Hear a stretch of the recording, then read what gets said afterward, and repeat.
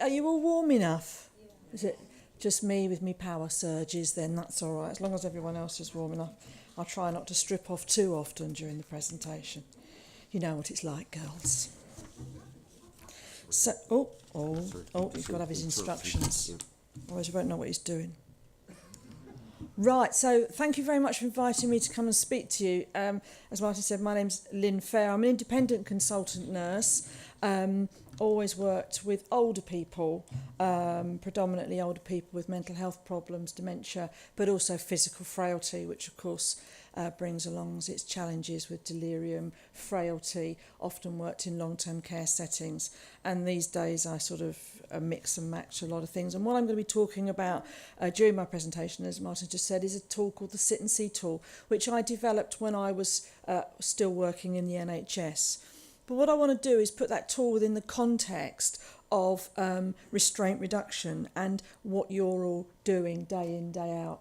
And I want to bring us right back to what we're actually really talking about when you're having to make a decision to reduce someone's behaviours by restricting them in some way, is that you are demonstrating that you care, you want to keep them safe, and you're demonstrating that you actively want to do that in a positive way. So what, from my point of view, you're doing is showing care and compassion, although the big media out there, of course, don't necessarily see it that way. So that's the first challenge for me, is that what you're doing is just as caring and compassionate as the nurse with a frilly hat giving an injection. But it's about how others perceive that.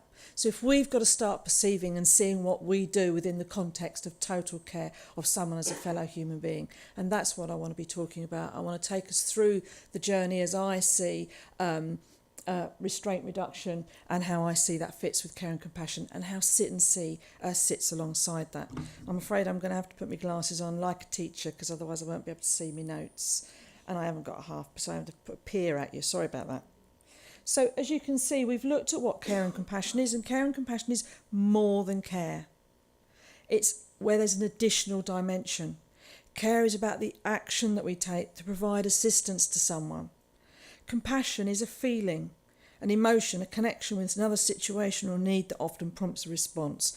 We see that when we have photographs on the television of terrible traumas. The moment it's Aleppo, it might be, the hurricane in Haiti, it might be a drought, it might be starvation. And we are moved to do something. Put some money in a box, children in need. That's us being compassionate and being moved to do something. And that is a compassionate act.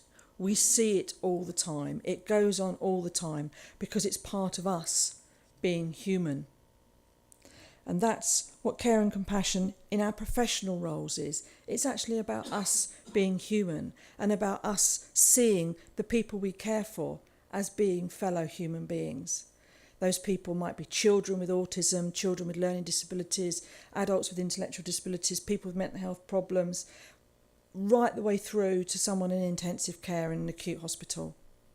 The bottom line is they are a human being, we are a human being, and we are urged to help.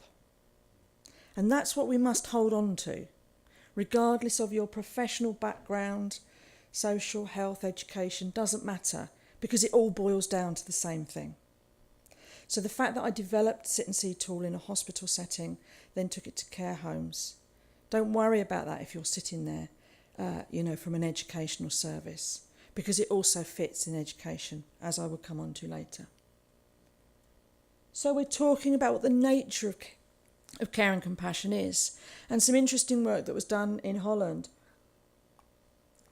identifies that Margaret Van Singel identifies 7 components as she sees of what care and compassion is. Attentiveness, approaching the other person as a fellow human being, listening, actually listening to what they're saying and helping them to tell their story. Confronting them, which is actually reflecting back, we might call it, but she calls it confronting, demonstrating that you've actually heard that story. Involvement, recognising the suffering, feeling the emotions, something that certainly us as nurses were taught, you do not show your emotions. But actually, by not showing your emotion, albeit blubbering all over a patient isn't necessarily the most helpful thing to do, but so we have to sort of try and hold on to it a bit. But actually showing some emotion shows that we are human too. So why is it so wrong to be able to, in an appropriate way, depending on where you work, to be able to show that you too understand and understand their pain? Giving someone a helping hand with the tiny things. And that to me is so crucial, and particularly crucial when I come on to describe the sit and see tool. Because how often is it in any situation that it's the tiniest things that make the biggest difference? When everything is building up, when your life is full and you've got kids going this way, elderly parents needing care, full-time job, director of nursing telling you you've got to be there on time, and you are in a queue and you get a flat tyre and you can't undo the bolts. It's someone coming along who's strong and muscly, like, Albert, undoing those bolts. Sorry, what was that? Sorry, hallucinations again. You look to me, darling. And undoing those bolts so that you can keep going. How often is it the final straw that breaks the camel's back? And if only just one small thing was done differently, it would not tip you, yourself, over the edge of all your stress and overwork pouring out the top. It's so often it's the tiniest things that make the biggest difference to how we feel cared for. Presence, being there. That's being there emotionally, the energy that we give off. We've all experienced that, where we can be there with someone, we're sitting there talking to somebody, but actually they're not there, they're sitting there nodding, but you just feel from their energy that they are not there.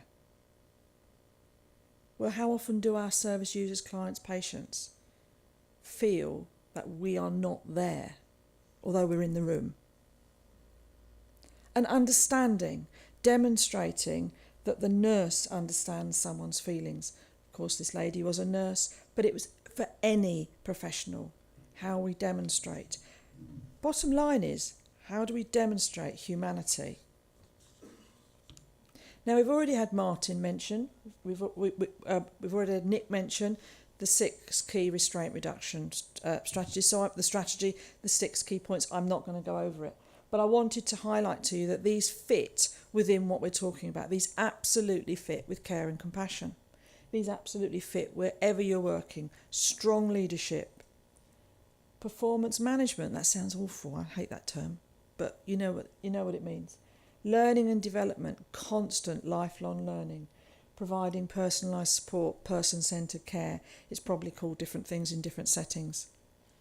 Communication and customer service, customer focus. We've just heard excellent presentation about the importance of different ways of communicating, and continuous improvement. Those are the strategies and those are the things that are identified as being required to ensure that we can reduce the use of restraint. But what do they mean in practice? Because strategies are one thing, but do they translate into practice? And I work as a sort of a jobbing consultant nurse. I've got lots of different hats, bit of ducking, diving, wheeling, dealing, doing this, that, as it is. And I work professional advisor for 3 care home companies in the Midlands. One of them, Wren Hall, excellent care home, supports people living with dementia. They have got 2 certified instructors in dementia in capable care. And I'm their professional advisor, which is pure coincidence, funnily enough. But they were recently talking they want to revise their safe holding, restraint reduction, whatever we want to call it, policy. And we were sitting there and I said, we need to be thinking not just about the end result of how do we make sure people know how to hold someone safely, how to help them go to the toilet safely if they're resistant to care, etc. But for me, we need to be thinking right back to square one. And a model that has stuck with me since I was working, I came across it when I was at the Department of Health, when I actually was doing some work around the Safeguarding Vulnerable Groups Act, and I met Donald Finlater from the Lucy Faithful Foundation, and they specialise in supporting paedophiles. And so their approach, not supporting paedophiles positively, supporting them to not act in that way. Because their approach is, okay, we can quite rightly rescue people when they've been victims of sexual abuse, and the children. And yes, that's absolutely vital. But what's happening about preventing it happening in the first place? And they used a model which is called the small bone model of resilience, and it's a primary, secondary and tertiary model about what you do at different phases to stop the paedophile doing what he's going to do. So they had this model, and I think for me it's become a model that I've now used in safeguarding. When I was writing my book, I thought, how does this fit with everything? And for me, it absolutely fits, again, with restraint reduction. Because the primary prevention, so that's all of the time. What is your culture of care and support? What is going on all the time as your primary prevention of ending up in a situation where you're having to use a restrictive practice? And he's got some examples here. Assess and treat possible physical causes, very relevant in older people's services. Looking at the culture of care, do the staff help the service user, patient, client to self-determination? Is the culture and attitude of the people who support the service users enabling? Is it a risk-taking, a positive risk-taking environment? Or is it, oh no, we can't do that? I went to do a deprivation of liberty safeguard. I'm a best interest assessor, and there was this man, and he wasn't allowed out of the house, out of the building. Had a lovely garden. Well, because he might go out on the road. Has he ever gone out on the road? No. He's saying to me, I'd love to go to the pub. But the home was like, well, no. So what was happening? This man was getting very frustrated. And he wasn't becoming physically aggressive, but actually he was verbally letting them know what he thought. He was refusing to engage with them. He was refusing to do anything. So he was becoming a problem. The problem was his. He was the one with the disruptive behaviour. Well, actually, if I was caged up in a house and all I wanted to do was go for a walk, I think I'd get pretty fed up and pretty angry that these people have got so much control over my life that I can't even go out and hear the birds sing in the garden. Is it any wonder that he was getting angry? Because as a fellow human being, in his shoes, I could understand that. Not smelling the fresh air, just living in this cooped up cage. Is it any wonder? So the culture. How is the culture? The environment. Thinking about the environment as primary prevention. The sensory appropriate stimulation. The ambience, the energy. We all know about energy. I mean, I know it's a fluffy thing that people think's a bit wacky, but actually we all know about it. We all feel it. We all walk into a friend's house and you can tell they've had a row. Even though they're saying, yes, everything's fine. You know it because of the energy. So let's face reality. We all feel energy. We all feel the atmosphere. So our service users, patients will feel the atmosphere. That is created by your leader being dogmatic or being facilitative and supportive of your staff. By the staff having arguments amongst each other or actually all getting on and working out how they're going to solve a problem. The resident patient will feel it. Thinking about their access to the home, the garden, the community. Is it an enabling place? Leadership, the training of the staff, supporting staff, a strong, supportive, encouraging environment, supported risk-taking, treating the people in our service, as I keep saying, as fellow human beings.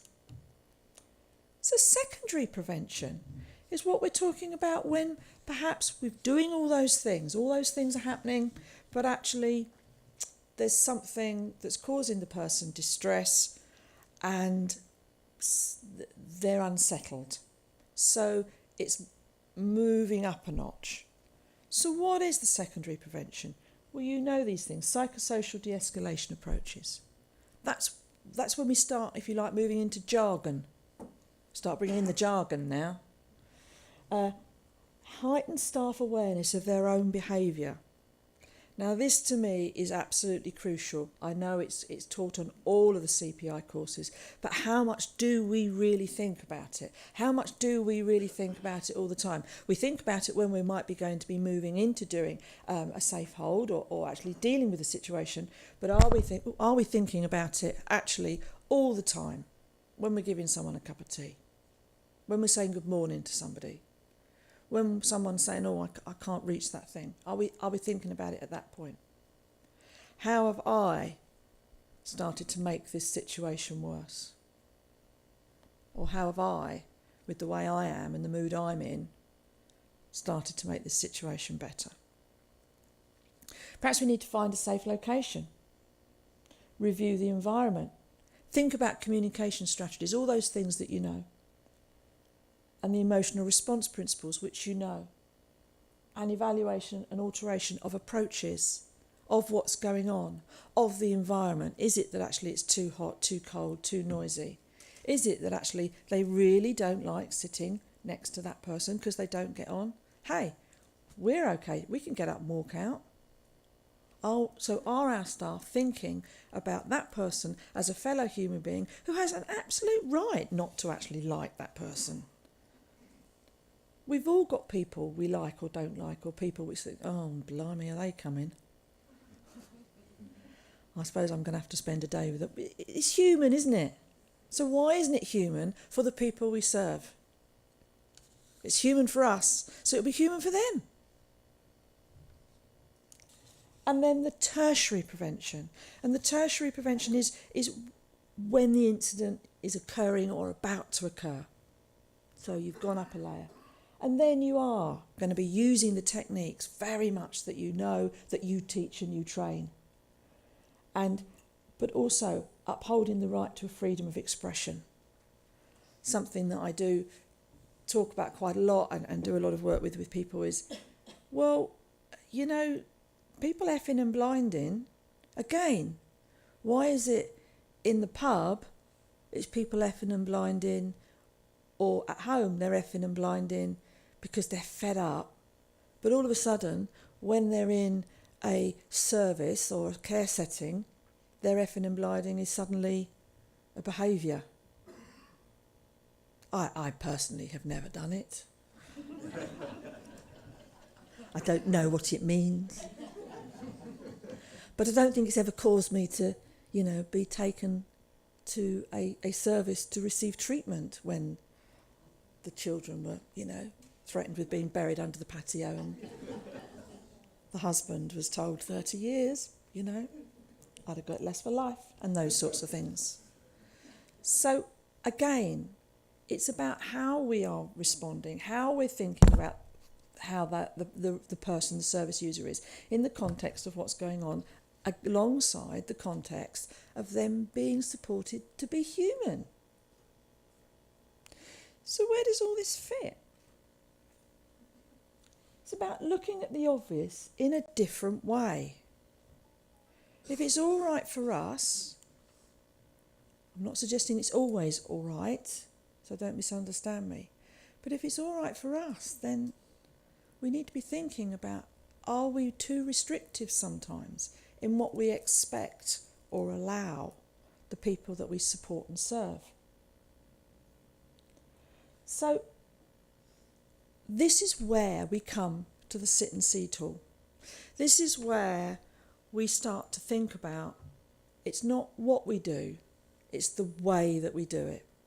Cliche, but so true. And where the tool came from was when I was working with a director of nursing in Brighton, and she said, and it was before the 6 C's, those are in the health service and know about the 6 C's and that came out, the chief nurse. This was life before 6 C's. Life Before 60s. And she said to me, how do I know my 6,000 staff are showing care and compassion? What is it? Well, we all know it when we feel it. We all know it when we don't feel it. But what is it? What is it that makes us feel cared for? What is it makes us feel that that nurse or that teacher or that social worker cares about us? But I don't like it when they're on duty.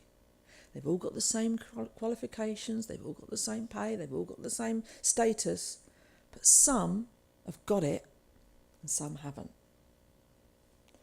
And what I wanted to do and what I did was explore that, and pulling together, 150 million years of being a nurse and doing various things like you do on your journeys, pulling it all together to see, well, what is it and how do we capture it? How do we capture care and compassion? And I developed this tool, which I also wanted it to be simple, and I wanted it to be something that anybody could use. It's not something that requires a degree. You can be taught to be a sit and see observer, whether you are a patient service user. We've got family members. We've got even chief executives have learned how to use it. Managing directors, senior staff, cleaners, porters, kitchen staff. Anybody can be a sit and see observer, because what you're doing is you are learning to see what is already there. It doesn't teach you anything you don't already know. What it does is helps you to learn to see those tiny microscopic details that actually in a split second can make you feel cared for or uncared for. And if you just think about that yourselves, if you're in a restaurant and you've ordered a glass of wine or a bottle of wine and they come and the waiter just dumps it down on the table and walks away again, you'll think, that wasn't very nice, was it? And in that split second, he has turned you from being a customer that he values to being a number that he's got to deliver this bottle to. The task was completed, but the care that he showed you and the respect he showed you as a fellow human being was void. And that might be, at the end of your meal, makes you decide, well, I'm not going back there again. A split second that he's forgotten about. And that's what we have to capture in our support services, in the services that you work with, wherever you work. Because the tool helps you to identify the care and compassion in tiny detail. That makes the difference. The observation sessions last between 15 and 50 minutes, so you're not there all day. You don't need to be sitting there thinking, oh, blimey, I've got to do one of these and I've got 150 million things to do back at the ranch. And it can be used in any organisation. As I say, I developed it in the acute hospital. Very quickly, I then developed a care home version, community services version, mental health version. I developed a version for Broadmoor, Ashworth and Rampton hospitals, so we've got high secure service version. Then we've got a version for children and with special needs, which we developed with Purbeck Hospital. Some people here from Cambion, yeah, Purbeck Hospital down in Swanage that we've just launched, and we have now just finalised a version for people with intellectual disabilities. Each version has the nuance of what you can expect or not expect in a different setting, but the bottom line is that they're the same, because what makes us feel human is the same. So you've got positive, passive and poor care, and you look to see what's going on and you look to think, how would I feel? So you're not putting yourself in the patient's or service user's perspective, but you're thinking, how would I feel if I'd have been spoken to that way? How would I feel if my mum or my son or my brother or sister that I'm visiting had been spoken to or responded to in that way? That's what you're doing. Yes, some might argue it's subjective, but actually everything is subjective.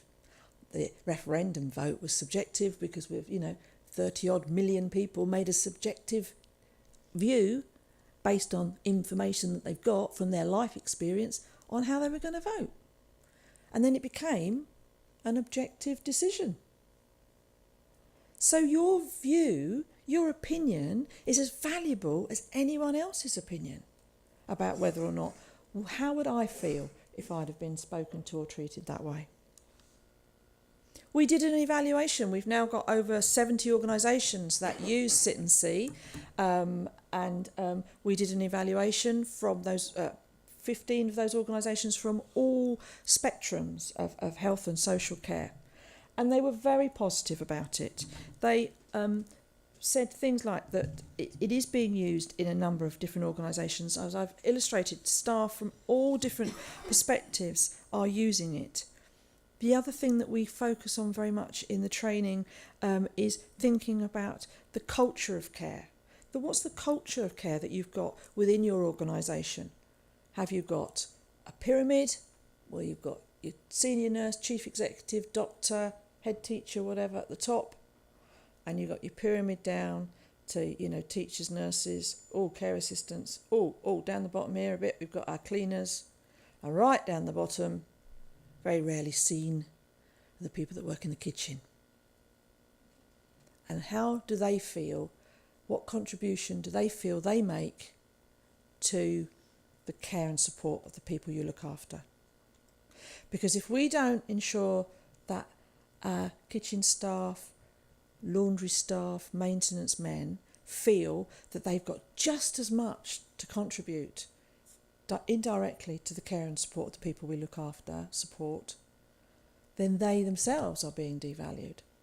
So the tool also talks about a culture of care, and the culture of care that I prefer to think about is a jigsaw culture, that every single person in your care setting where you work is a part of that jigsaw. Because if the person loading the dishwasher doesn't load the dishwasher properly and use the dishwasher properly, he or she could spread infection throughout your service and do just as much harm as the doctor who prescribes the wrong tablet or the psychologist who does the wrong treatment. Equally, by them doing their job properly, efficiently and with pride, they will make a contribution, a positive contribution to the health, social well-being of the people that you serve. So we have to think about how we think about everyone that we work with and how they are supported to understand, okay, you might not lay a hand on this patient, service user, but your contribution is just as vital as anyone else's. So by looking to see how people are encouraged, when you're doing an observation and they might be walking through the lounge, how is the laundry lady encouraged and supported to know that it's actually okay to stop and chat to a couple of residents, or get one of the service users to help them fold things up or use the laundry or whatever it happens to be? Are we ensuring that all of our team know that they can do that too? They can be part of the whole team. So the tool enables us to think about those things, and it enables us to think about how everybody can be part of it. It also, the evaluation, people said to us that it helps people to unpick the detail of practice by identifying those tiny things that I referred to earlier. What is it that people do that mean residents, service users feel cared for? And what it also does, very importantly, is it gives people an opportunity to have a framework of how they are doing themselves. How often in your roles, perhaps as managers or supervisors, are you so busy doing audits and making sure everything is done properly, and you spot that's not quite right? So, Albert, just want to mention that you shouldn't quite be doing it that way. Oh, okay.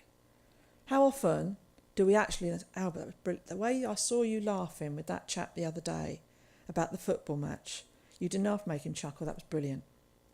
How often do we do that? We don't. So by using Sit and See, the focus is on capturing the care and compassion. It's capturing the positive stuff. That's what the tool does. A byproduct is it might capture stuff that's perhaps not quite so good, But you will capture the most positive, wonderful things, tiny things. And in that, you will see the culture of care and support that's going on in your care setting. And so through that, you will see whether your primary prevention strategy, your primary prevention initiatives are working or what you need to be doing. Because how often do we debrief after an incident? I've just been reading an incident. It's about someone fell over and broke their arm, and I've read the clinical incident, serious incident report from a hospital. It was only this week, and it said lady went to the toilet, took the lady to the toilet. While she was on the toilet, nurse went to get some wipes, and the patient fell off and broke her arm. That's all it says. Nothing about whether the lady was agitated, whether the lady was given the bell, how the staff spoke to her, how they checked out whether she understood where she was. But that's the practical, factual thing that's been reported. Doesn't tell anyone anything. And of course, family, very cross. Hospital saying, well, she just fell off the loo. So what's happened? Here we are in litigation. Because they've not looked beyond the actual incident. They didn't look to see, well, what was being done before to stop us getting to that point in the first place. So the Sit and See tool helps you to see what your culture of care is. It will help you to see what is going on. It captures and celebrates care and compassion. It highlights many, many examples because you record what you see, both qualitatively, so you will see that in that time we saw 110 interventions. Some of them were tiny, some of them were 15 seconds, some of them were 30 seconds. And of those 110 interventions, 75% of them were positive. Now, natural response of a manager, got to sort out the last 25%.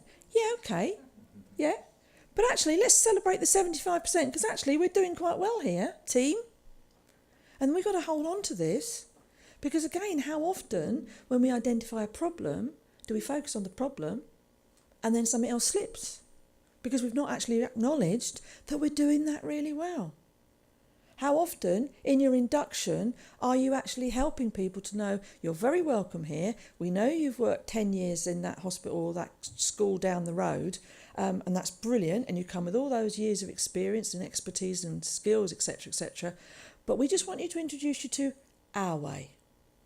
Because our way is that we do smile, stop, and yeah, okay, you've come here to wash pots in the kitchen, but if you're walking through the lounge, we really want you to have a little chat with a resident. We really want them, we're happy for you to tell them that you support the local football team in that environment. That may be appropriate. Appreciate in some environments it won't be. But it's about relevance. How often do we do that? So by looking to see what we do well in terms of those tiny things, you can build your primary restraint reduction strategy so that you reduce the number of times things happen. So the concluding quotes that came out of our evaluation, that people say it's a really powerful tool. It's not complicated and it does what it says on the box. You sit down and you see what's going on with fresh eyes. There's nothing out there similar to it, people say, and the boards love it. So you have evidence for your CQC or your Ofsted about how you are observing and capturing care and compassion, how you are working to reduce the use of restraint in your setting. So, in summing up, it's about prevention. This is your primary, secondary and tertiary prevention strategy for restraint reduction. And the most important thing is the primary, as it is with anything. As it is with anything. It helps to capture and understand how the smallest things make the biggest difference. It's benchmarking your practice. It might be that you're thinking, right, what training do we actually need to put in? What is wrong? We've got a really bad, Ofsted or CQC report about this particular hospital, classroom, school, whatever. What is it? Okay, so we can sack the manager. That often happens. We'll sack the manager, get a new manager in. That'll solve the problem. Oh, we'll repaint it, that will solve the problem. How often do you actually think, right, let's just go back to basics. Let's just go back to see what is the culture of care on this unit, in this setting. What is actually going on? And then you can build your strategy about what training is required, what education is required, what development is required, what courses from CPI would be most appropriate. Because it could be that you just throw all your money at one thing when actually what you needed was something different, because you've not actually really looked to see where the problems really are and where the good things are. So by celebrating and supporting your good staff, you're actually not letting them get dragged down by perhaps the one or two bad ones that are setting the tone.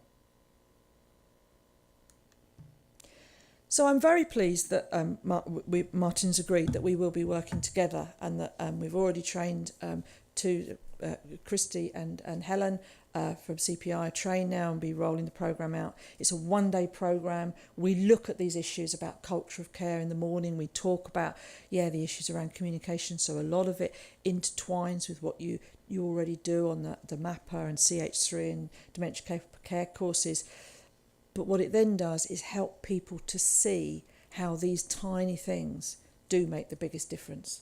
And if you can then use this tool by bringing other people into your care setting, it might be that your biggest headache is that no one in finance or HR actually has the first idea what you actually really do.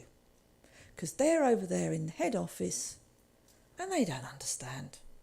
And they come up with all these wacky things because they don't know what they're talking about. I tell you now, what happens is they become sit-and-see observers, so they're coming in to do an audit, but they're not. And by coming in and sitting in your care setting, your environment, just for 45, 50 minutes, they start to see, as a fellow human being, what it is that makes the difference. And the tool also, we've found, has helped others to feel part of the team. So I hope, thank you for listening. I'm really pleased we're going to be working together, and that CPI are going to be taking the tool forward, and that will give me lots of opportunities to developing even more versions. The version for Purbeck School for children with autism and special needs came out of last year's conference, which is very exciting, and we're always looking to see how we can adjust the tool so that it is bespoke for different services. But the most important thing for me, regardless of sit and see, is that restraint reduction is about looking at your primary, secondary and tertiary strategies and helping staff to realise that actually not having the radio on Radio 1 might be just as important as going on some amazing 3-day course. And that's what we must always ensure that staff remember. Thank you very much.